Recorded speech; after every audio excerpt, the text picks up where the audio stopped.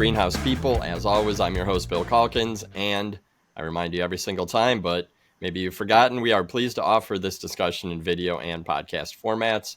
My guest today is back once again to share greenhouse production experience gleaned from more than 30 years as a culture and technical manager with Ball.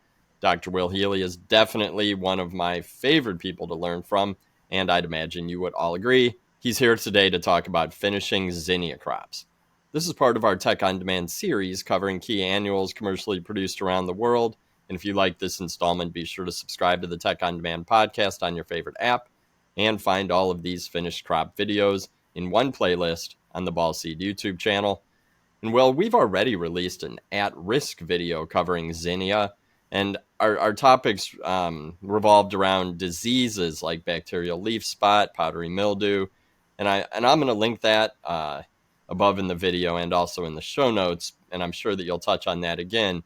But beyond risk management, what else is there about Zinnia that growers need to focus on? Well, there's a number of different subtle things, especially with the new zinnias that are out there in the marketplace. Zinnias are probably one of the older, if not the oldest. If you think about what is the oldest single series or single variety that people recognize that is still in commercial production, it's State Fair Zinnias. Oh, yeah. If you think about State Fair Zinnias, I don't know. It would be interesting to see what year did State Fair Zinnias first get introduced, but I know it was a little bit before I was born, because as long as I remember, my grandmother always had zinnias in her garden. The downside is, which we mentioned in the at-risk crop, is that zinnias, and they are the Zinnia Elegans genus species, Zinnia Elegans species Elegans. And I stress that because it's really important that you understand which zinnia am I growing today, because there's like 3 or 4 different species out there, and they all have different disease tolerances and disease issues. Growing them can be a little bit similar, a little different, but kind of similar. But the real issue is the whole disease susceptibility. And that's probably what caused zinnias to become a non-favorite in the garden, because people would plant them and then they'd have problems and they just wouldn't perform, and growers would try to grow them and they couldn't get them out the door before they turned into just a giant ball of disease. And so we really have to be aware of how do we get around this whole disease problem with the zinnias. And we'll talk a little bit about that, because it is a problem that has been pretty much fixed by selection, by breeding. So let's get into zinnia. 3 main species that we deal with: Zinnia Angustifolia, which is probably one of the most disease resistant. It has the highest resistance disease. It still can, under severe disease pressure, get disease, but has a high resistance, is what they refer to it as. And we know this means that they just tolerate a lot of disease pressure. Elegans, the Zinnia Elegans, are probably the most common. They're the large flowered zinnia that we all know and love. And this one is probably the most disease susceptible. And we'll talk a little bit more about that later. Zinnia Marylandica is probably one of the most interesting new zinnia species. It was created by Thomas Boyles at the University of Maryland. Actually, I was at the University of Maryland back in the late 80s when Thomas created Marylandica by taking the Zinnia Elegans, which he loved as a child, and crossed it with Angustifolia and Latifolia, which are 2 species that are high resistance, very high resistance. And when you created the hybrid, you basically created Zinnia Marylandica, Maryland, University of Maryland, got it, Bill? Zinnia Marylandica as a high resistant variety that really was created for the garden, for the consumer, for the grower to produce as packs and pots. So we really have the evolution of the zinnia. And so let's talk about how we grow these and are successful. Again, as we've always talked about in all of our previous get them when you receive them, plant them immediately. These tend to be really problematic if you hold them for any length of time. They get root bound fast and they stretch and you get all kinds of problems. Also, if you're going to have to hold them at all, make sure that you dry them down to a level 2. Lift those trays up before you water them. Make sure that they're drying, and look at the bottoms, and then water them back up to a level 4. Don't have them sitting in water, because water and disease go hand in hand. So a lot of water sitting around both on the foliage and in the ground is going to end up resulting in a lot of disease issues. If you have to hold them, you can keep them down around 50 to 60 degrees, but 70 degrees, watch out to too high temperatures, because they will stretch. Because anyone that's ever grown zinnias know this is a crop that can stretch rapidly. Turn your back, and those things will go at least an inch before you know it. And it's all about this hypocotyl, which is the area from the soil up to that the cotyledons. That can stretch very rapidly if you don't watch out. This is one crop that, and we normally don't talk about plant growth regulators to the seedlings or to the plugs, but this is one that really, if you've got a history of you just can't keep them under control, get that plant growth regulator on before you plant the plugs. Why do we recommend that? Is, there's a time delay. When you apply a growth regulator, it takes anywhere between 2 to 4 days before the growth regulator is absorbed by the plant, gets to where it needs to be, and grabs on and holds that plant under control. So if all of a sudden you have an oops and you see the plants have stretched, you're not going to ever be able to get them any shorter. Growth regulators cannot reduce growth. They just prevent future growth. So get that growth regulator on there to keep them compact, because these do stretch a lot. I can't stretch that a lot. Also, that you want to treat the plants with fungicides if you start seeing cotyledon problems. Zinnia elegans is a serious problem. Now, how we've gotten around the Zinnia elegans problem is that the major seed breeders of these varieties have treatments that they can treat the seed, and they can test the seed. So when you go out to buy your seed, or you're buying your plugs, ask the question, are these from tested varieties? Have these varieties been tested? Because if you start out with tested, what they do is they test the seed to make sure that there's not any bacteria or fungal diseases on the seed coat. Because if there's diseases on the seed coat, well, then it shows up on the cotyledons, and once it's on the cotyledons, then it goes to the true leaves, and the death spiral will begin. And this is, of course, as I said, this is a Zinnia elegans problem, not so much an Angustifolia or a Marylandica issue. So if you're growing the big, large flowered ones, ask your supplier, were these from tested varieties? And most of the major varieties are tested, but it's better to ask than to forget. If you do see any problems, it's worthwhile getting a foliar fungicide on those plants early, because it's easier to get those lower leaves. So I stress that kind of a lot, because that is the real key. Make sure that you water in your plugs before you plant them with a low or no phosphorus fertilizer. Why do we recommend that? Is because soft growth plus wet conditions, especially with the Zinnia elegans, translates into disease susceptibility. So you don't really want a lot of soft growth. You really want to make sure that your plants are toned, and that's using the 14-0-14, 15-0-15, 13-2, 13. Notice there's little to no phosphorus, and we'll talk later about the amount of ammonia. If you're going to be planting them, you really want to get them planted and fertilized prior to planting. So put the 200 parts per million of one of these fertilizers on them, basically so there's feed in that plug, so you don't have to do a lot of late season fertilizer, which then leads to more problems. If you're going to hold them for 3 or you may want to, with no fertilizer, make sure that you are putting that fertilizer on. We don't want to get too much feed on them, because they will blow up on you.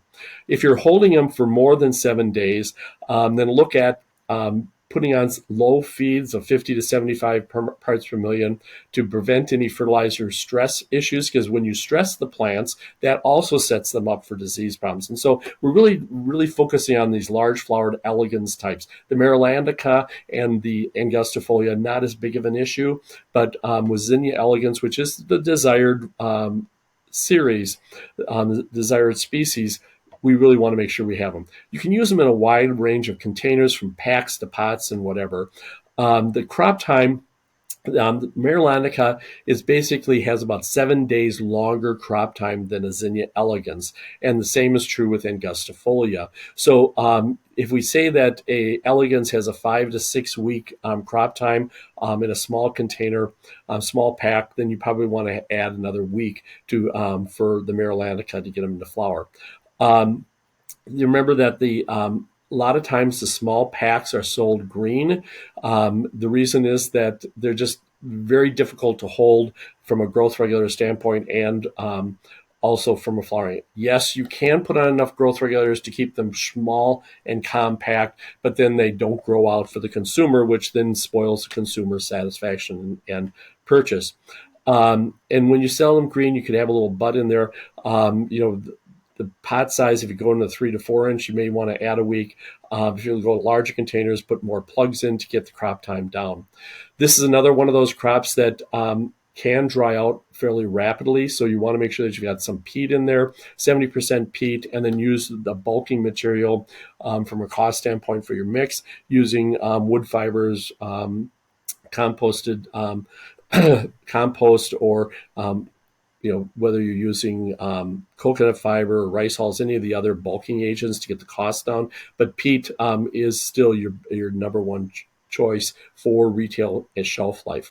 Make sure that you test before you plant. They're not as sensitive to pH or EC, but it is important that you do test that you do have a pH and you do have some EC. This is another one of those crops that you want to make sure that you're using fresh media. As this picture clearly shows, the stunted plants are really just old soil where the wetting agent is gone, or the starter charge has been depleted. So make sure that you're using fresh soil to grow those plants. When we take a look at the final finished plant, we're really looking at what the customer is buying. Is that short and compact? Does it look good? Does it have a flower? Is it healthy looking? And to achieve that, you basically have to get the root system. And that's what growers are producing. They're producing a good solid root system so that they can have a good top. And of course, what gives you the good top is the fertilizer, because that gives you the foliage and the flowers. And the moisture on the bottom is all about the roots. So let's talk about moisture and fertilizer, because these plants, as I mentioned earlier, they can stretch, and they can stretch a lot really fast. So remember, fish grow in water, roots grow in air. So we really want to look at our moisture and fertilizer programs. So when we talk about moisture management, remember that if you keep them consistently wet, so that they're always at a level 4+, so that when you pick them up, the soil, they're heavy, and you basically lift them up and you've got dripping coming out of the bottom. That's level 4, level 5. You're going to get stretch, you're going to get soft growth, you're going to have a lot of disease problems, especially in the elegans group. Now, on the other end, you don't want to get them too dry, because they will end up with marginal leaf burn if you basically dry them out too often. You get stunted plants. You don't get the good flower formation that delays flowering, actually, because, again, this is a terminal flower. You've got to unfold leaves. We want to make sure that we get that soil firmed up against that soil ball when we're after transplant. So to achieve that, we basically take those nozzles and don't just do straight down, because remember, this plant, it basically has got a big leaf that sheds water. And so if you've got that tiny little plug at the base of that stem, and you got this group of leaves on the top, if you don't push some water in at an angle, it all comes straight down, it's just going to umbrella off, and you're never going to get that water to the plug itself. And if that plug dries out, it's not going to root out. So you want to make sure that you get some good water right up against that plug. And how you do it is just angle the nozzles so that you can push some water up there. Now that we're done transplanting, let's look at the moisture management. We want to water in so that when we're applying it, once we get in the greenhouse, that water is just below the plug. You don't want to basically, especially in big pots, if you're putting in pots and you basically add so much water that you got water all the way to the bottom, you're going to end up with a perched water table, which of course is going to lead to saturated soil, which will then lead to disease issues, especially in the elegans group. And then, of course, stretching, because there's a lot of water. And if you got water, you got stretch. So really, let's make sure that you put enough water so it's just below the plug. so that when you water them at a level 3, 4 to the bottom, so that what is a level 4 at the bottom? It's a drip, not dripping, but a drip. So if you have a drip of water, you basically, that tells you, okay, we are at a level 4. Once the roots are at the bottom of the container, then you can basically water them all the way to a level 5, but dry them back to a level 2. Notice that when we look at the different levels and root growth, you basically really see that at a level 5, you don't end up with much roots because, they're lazy roots. They don't need to go looking for water. It's only once you start getting to a level 3 and a level 2 that the roots then need to start searching out for water. They basically grow to the bottom of the container and then they start branching and you end up with a good, strong root growth. If you go and keep it at a level 1, yes, you do get root growth because they're looking for water, but the problem is then you start stunting the growing points and you end up with some other issues.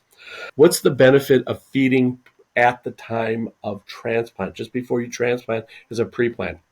Bill Largo did some really nice research a number of years ago where he looked at, no feed at all versus using the pre-plant, putting on feed at the time of before transplanting, then doing the pre-plant, and then again 14 days after transplant, or day pre-plant and 7 and 14 days, or pre-plant, then watering them in with feed, and again at 7 and 14. And as you can see with begonias, because they show it so nicely, but we've seen this with a number of different crops, is that the pre-plant in many cases is enough.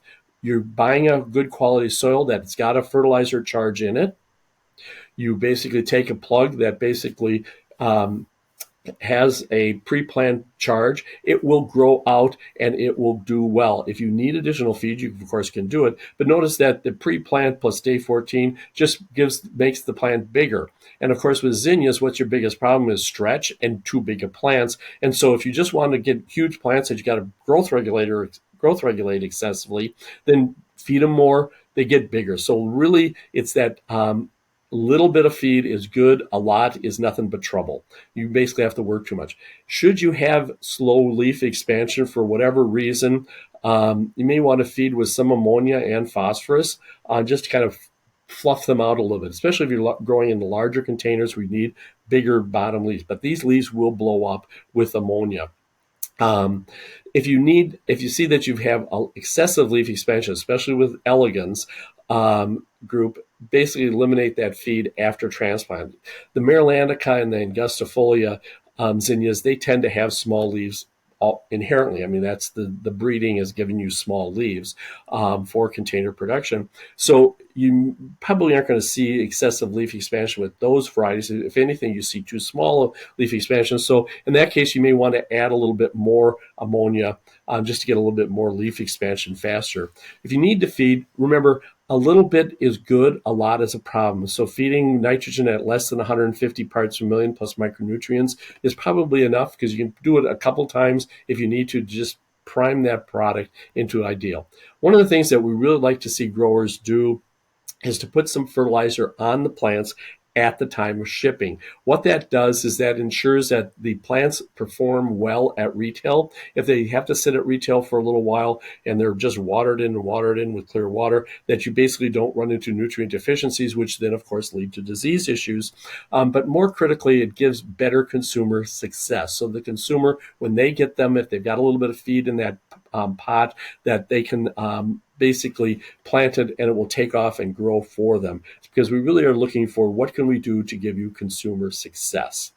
Let's talk about fertilizer, because the growth response we're trying to achieve is a function of the water and what's in that water, plus the fertilizer we're adding and that soil pH, because the pH will basically allow uptake of certain nutrients or not. And that's why we always talk about it's the balance of that water, feed, and soil pH that gives us the optimum plant growth. Always, as Nick Flax in the newsletters always tells, check your water at least once a year before you get started. Why? I want to see where your water quality is. The water quality we're most concerned with initially is what is the alkalinity. If we have an alkalinity between 100 and 200 parts per million, we're in the sweet spot for happy growing. As it gets above 200, well, now we're going to end up with high alkalinity. You may need to add acid to get it back down around 200. If it's below 100, you may want to be more careful with which fertilizer you use, because some fertilizers will drop the pH. And if you drop the pH, then you're going to end up with a whole nother series of problems. So really knowing that you're in 100 to 200 parts per million gives you the sweet spot. You also want to know what's in that water, because some waters will have high iron or high manganese or high boron or high certain nutrients. They may even have phosphorus in them. So you want to basically balance your fertilizer that you're using with the water that you're using. You want to also make sure that the pH and EC are within the normal range. So you really want to know, are we have normal water, or do we have water we're going to have to adjust with our fertilizer? And also you want to start out with a pH in the media of 5.8 to 6.2, so that all of those water fertilizer will work together to give you the growth. Now, what we want to use is early feed. We want to basically look, as we know about, if we're going to use constant feed, you can use less than 150 parts per million. Look at what is the ammonia level? Because as we've talked about, these plants can stretch. And high ammonia levels will give you soft growth, which in the elegans could be a disease issue. And that ammonia plus phosphorus can give you a lot of stretch. So 20-10-20 versus 17-5-17. And what does that all mean? Well, let's just look at what happens as we change the percent of the nitrogen in the ammonical form as ammonia versus high phosphorus. Versus at the other end of the extreme, we have low or no ammonia. And so we have high nitrates to give you the parts per million nitrogen, and a low phosphorus. And remember that as you add more ammonia, you it's more likely to drop the pH. What I've given you here is a table at looking at what happens at 150 parts per million of a number of different fertilizer formulations. And every supplier has even 20, the formulation of what's actually in that bag is slightly different depending upon who is formulating it, who you're buying it from. So, and we're looking at the key nutrients for most of our plant growth, which is the percent ammonia, how many parts per million phosphorus, how many parts per million iron, how many parts per million manganese, and how many parts per million boron. And we have the various targets for those nutrients in this table. If we take a look at what is the amount, the percent of phosphorus, the percent ammonia, and the parts per million phosphorus, is what we can see is that those change radically as you go from 20-20-20, which is 74% ammonia and 65% phosphorus, which we know is going to give you a very soft growth, very stretchy plants, which will require you to use a lot of growth regulators and a lot of fungicides on the elegans group to basically keep the plants healthy. On the other end of the extreme, we go and look at 13-2-13, which is only 7% ammonical nitrogen and 10 parts per million phosphorus. So those plants are going to be short and compact. And probably you'll have a lot less disease problems because they're not going to be very soft. And so if you want to have a really hard toned plant, you're going to want to be 17-5-17, 15-5-15, 13-2-13, or even 15-0-15, 14-0-15, 14-0-14 to give you that no phosphorus and very low ammonia levels. And that will end up giving you overall good. So this is kind of what the nutrition, the fertilizer choice can basically impact this particular crop, because we've been really hitting on really two topics, Bill, haven't we? We've been hitting on disease on the elegans group, and we've been talking about stretch, because those are probably the two factors that we have to be aware of. What about initiation of this particular crop? This is a light intensity of 4,000 foot candle. It's a high light crop. Low light intensity gives you a lot of stretch and delays growth. This is why we don't like planting them too early in the season, because they're going to end up with more problems. So in the high light intensity will accelerate growth. This is a terminal composite flower. Now, I mentioned this composite because we're going to talk a little bit more about this. Now, what is a composite? That means that it's got all those petals, that are laying on top of each other. And we'll see in a minute the difference between ray florets and disc florets. And this is kind of one of the mysteries of zinnias. Why do they look like this at this time of the year, and why do they look like that? Why are they more double at the other time of the year? remember that they have a short juvenile phase. They've been bred to flower rapidly. So you can use short days to promote rapid flowering and compact height. Now, they are a facultative short day plant, meaning that they basically will flower eventually, regardless of photoperiod. That's why they flower in the middle of summer. But the flower form does change. And this is where we talk about ray florets. And if we got a good example of this is sometimes you see this where you end up with the petals, and then in the middle of the flower, you end up with all those little yellow things. Those are actually the pollen, and those are called disc florets. So the ray florets are basically, they are formed under long days, and disc florets are formed under short days. Okay, so during the summer, when the days are long, going into the summer and the days are long, you end up with these, especially in the elegans group, you end up with these very full, lots of petals, the beautiful flowers. But then as you get towards the end of the season, especially those with the really long growing season, you end up with those, basically a ring of ray florets, petals, and then you end up with all these little yellow things in the middle, and people go, ugh. Conversely, in the early season, if you start too early, because you're growing them under short days, you end up with a lot of disc florets, and you don't end up with those nice double, multiple flowered ray florets. And this is true of whether you're talking about Angustifolia, Marylandica, or Zinnia Elegans. But it's something you just need to be aware of, that when you plant them is going to be important. Don't plant them too early, and then also just be aware of that late in the season, as you go into the fall, why they really don't work well in the fall. And then you don't end up with as beautiful a flower display. Zinnia and that flower initiation, this is the formation, is it will occur anytime the day length is less than 12 hours. And then if you maintain less than 12-hour photoperiod, remember that's March to September, you end up with a lot of these disc florets. Once initiated, photoperiod really doesn't matter. So you basically look at natural days from September to March. And then let's talk about the average daily temperature, because these are very temperature sensitive. This is, again, work that Matt Blanchard and Eric Runkle did. They used Dreamland, which is an elegans type. And they ran them at 63 up to 79 degree temperatures. They are warm blooded. They have a base temperature where nothing happens at about 47-ish degrees. So you really don't want to get them too cold unless you're trying to hold them to without growing. So as we raise the temperature, we end up with faster growth. In fact, as you take the temperature from 63 to 73, you almost drop about 3 weeks of crop time off of them. They flower because you're basically unfolding leaves is what you're trying to do. Make sure that you keep warm soil temperatures, and that's essential for rapid growth, because the warmer the soil temperature, the more root growth, the better the fertilizer.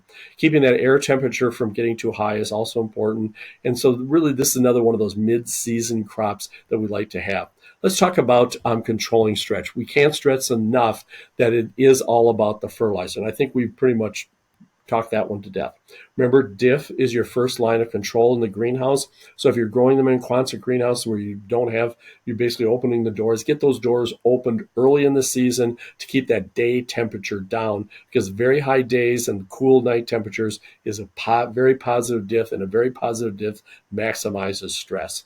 And if you're not really sure, what your diff is all you need to do is get yourself a high-low, min-max thermometer, fairly inexpensive, and each day record what is the minimum, what is the maximum in the last 24 hours, and that will quickly tell you whether your diff is increasing, use more growth regulators, or is it staying down in that 10, 15 degrees where you're just basically having nice uniform stretch. So really look at that as a tool to help you grow better plants. Now, plant growth regulator applications are critical for successfully growing a high-quality zinnia, regardless of what species you're using.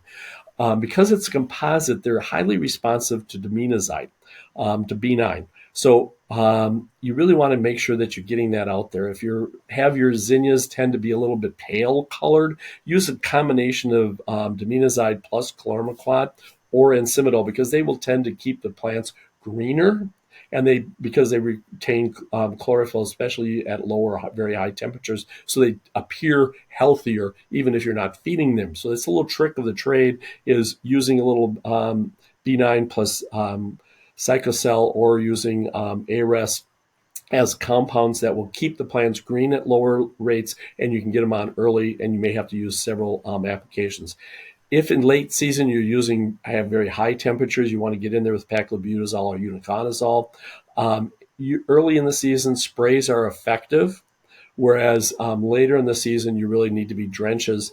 Avoid drenching plugs. One of the things growers will do is, well, I just drench my plugs. The problem is that once that plug has been drenched, it's really not going to stretch very much at all, and it may take a long time for it to grow out for the consumer. Remember, really, drenches are reserved for when they start hitting 90% of their allowable height. Because you got to get it on a rack, you got to be able to ship it. So if they're starting to get above 90% of their allowable height, then get in there with a drench. Let's talk about insects and diseases, because these are prone to basically some issues. So let's take a look at what is happening over the bench and what's happening underneath the bench. Make sure you're scouting everywhere. The primary disease insect problems are thrips, whitefly. Whiteflies are just a real pain. Thrips, because they burrow into the flower itself and it's difficult to get any kind of kill. And they also then basically cause striping and damage to the petals themselves. So thrips, you want to keep them out of there so that the flowers aren't affected. And you want to watch out for whitefly, because the whitefly can get to be a problem, especially if it's a carryover from the previous season. Mites can be an issue. Aphids can also be a problem. We do have an at-risk document that goes into greater detail, and that's what the QR code will get you directed to at the at-risk for zinnias. And take a look at that for more detailed information. But remember, alternaria, powdery mildew, and bacterial leaf and stem wilts are Zinnia elegans disease risks. And so you either need to manage your fertilizer, manage your water, or be ready to start putting on your your fungicides and bactericides to control these particular. And again, always make sure that you're using tested seed when you're growing Zinnia elegans. Some of the older varieties, like State Fair, may or may not be tested. The newer varieties are tested. Also look for botrytis and pythium. So, Bill, are there any other sources for additional detailed information that they can turn to for more specific on rates and tips and tricks? There are, but I will warn the viewers and listeners that if you turn to these resources and turn your back on your crop, it's probably going to stretch. So make sure you're following Will's rules of the road to stop that from happening. But if you do get a chance to turn your back on your zinnias, you can find insecticide, miticide, and fungicide guides, biocontrols guides, and PGR guides, which sound like they would be very useful with this crop as well, on the growertalks.com website under grower guides. Those are available in digital formats. And in addition to those guides, you can find hundreds of technical educational resources online from Tech on Demand. Every week I send a newsletter. Will mentioned Nick Flax, who actually writes a column every week tackling a timely technical tip. And we cover tons of topics every week of the year. We've created hundreds of videos for greenhouse professionals. The podcast is a great way to learn about some cultural and technical topics on the go. And if you want to join more than 6,000 of your peers, I recommend going to Facebook, searching Greenhouse Tech Team groups. You got to answer a couple questions, proving you're a professional, and I will let you right in. But Will, thank you so much for your time. I know that I've seen great, big, beautiful pots of zinnias recently, even at like outdoor malls and stuff. They do tend to be elegans, and they are absolutely beautiful. So I know you mentioned that it is a challenging crop, but certainly seems to be manageable. And a lot of the new breeding and buy and tested seed is really going to help growers set up for success, don't you think? Oh, absolutely. There's a lot of things that have made zinnias both all of the different groups, much easier to grow and much more successful. And consumers love them. They love the look of zinnias. It brings back Definitely. warm, fuzzy feelings of days gone by. And they also have got great use as cut flowers. So there's a lot of application that make them a desirable plant. So, rethink if you haven't put zinnias in your assortment, get some zinnias in there and give them a try. Definitely, definitely. If you get them from Ball Seed, you will get tested seed. I know that for sure. Yes. Other seed suppliers as well. Will, thank you so much for your time. We have a couple more crops to go through, and we'll probably start building a new list, I would imagine. Yep. So I'm going to see you again, right? Absolutely.